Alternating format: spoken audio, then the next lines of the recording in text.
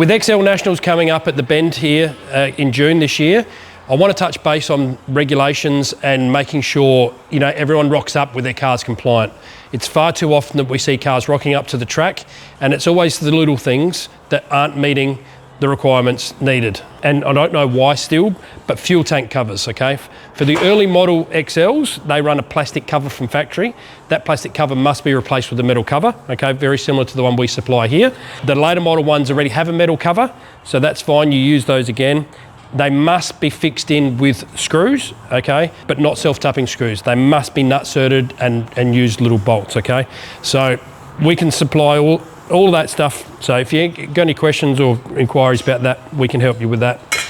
The next one is the SERA fuel sample testing coupling, okay, which is a requirement for all cars now.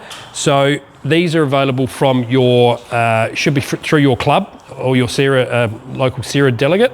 So make sure you've got one of these prior to rocking up to the Nationals, because if you don't, obviously you're going to be in breach. So that's a nice easy one to fit too.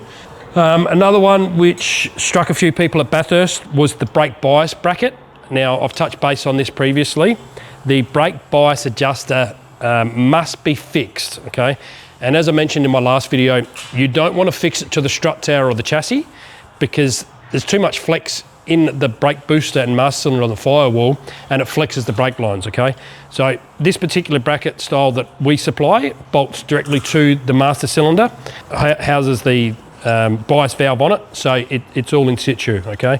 So again, make sure you've got one. If you don't, you're not sure how to make one, these are available online as they are. And as previously mentioned in my other videos, they're multi-fit, so they fit our kit. They also fit another kit that's out on the market as well. Now, one a lot of people don't quite realise, or sometimes don't notice, fire extinguishers.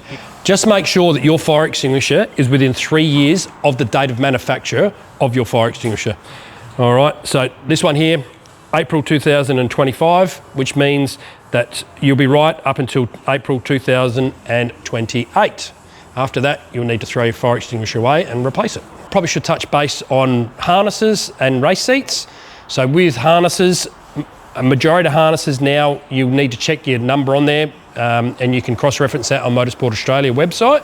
Even though your date on the belt might be out of date, a lot of them have got plus 5 years on them.